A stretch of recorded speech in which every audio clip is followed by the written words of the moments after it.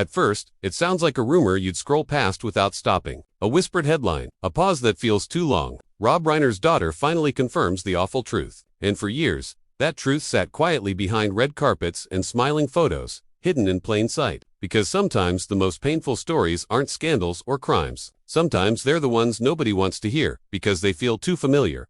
Picture a childhood, framed by movie sets and laughter that echoes just a second too late. As a little girl, she learned early how to stand still while adults talked over her, how to smile on cue, how to make herself smaller in rooms that felt impossibly big. Everyone assumed that being born into Hollywood meant having everything. But what happens when everything leaves no space to be yourself? She remembers the sound of applause drifting through walls. Not for her, for him. A father celebrated for making people laugh, for telling stories that mattered. And she loved him deeply. That part was never a lie. But love doesn't erase pressure. Love doesn't cancel out silence. And love doesn't always teach you how to speak when you're afraid your voice might disappoint the people you care about most.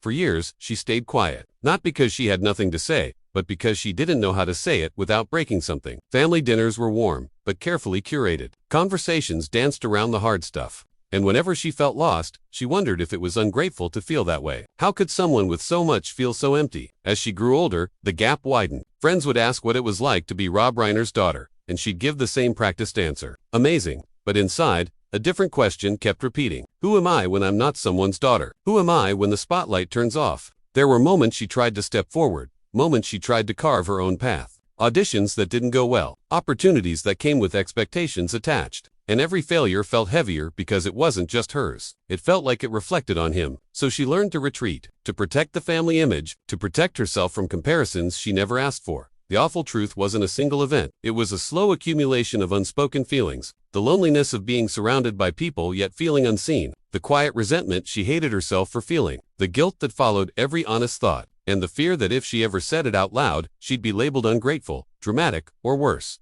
Years passed like this. Smiles for cameras, silence at home, until one night, sitting alone, she realized something had to change. Not for headlines, not for attention, but because carrying the truth was costing her more than sharing it ever could. When she finally spoke, her voice shook, not with anger, but with relief. She didn't accuse, she didn't blame, she simply told her story. She talked about the pressure of legacy, the weight of expectations, and the pain of feeling invisible in a life that looked perfect from the outside. What shocked people wasn't what she said. It was how many nodded along. How many whispered, "Me too."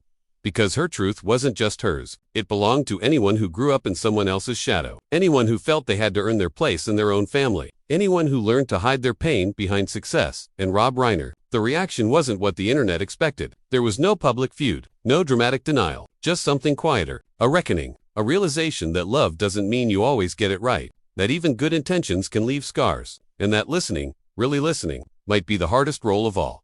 The mystery people thought they were uncovering turned out to be deeply human. The awful truth wasn't about betrayal or scandal. It was about distance, about years lost to misunderstanding, about a daughter who needed to be seen as herself, not as an extension of someone else's story. So what do we do with that? Do we keep chasing sensational truths, or do we pause and ask what's happening beneath the surface? How many people around us are smiling while silently struggling? How many truths go unspoken because we're afraid of how they'll be received? In the end, her confirmation wasn't an ending. It was a beginning, a chance to rewrite a relationship, a reminder that honesty, even when it's uncomfortable, can open doors silence never will.